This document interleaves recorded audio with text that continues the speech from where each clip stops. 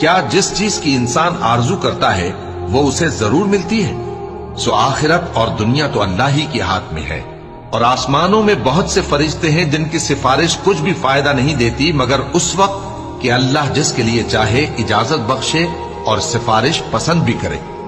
جو لوگ آخرت پر ایمان نہیں لاتے وہ فرشتوں کو لڑکیوں کے نام سے موسوم کرتے ہیں، حالانکہ ان کو اس کی کچھ خبر نہیں۔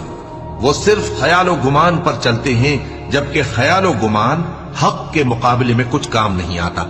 تو جو ہماری یاد سے روگردانی کرے اور صرف دنیا ہی کی زندگی کا خواہاں ہو، اس سے تم بھی منہ پھیر لو۔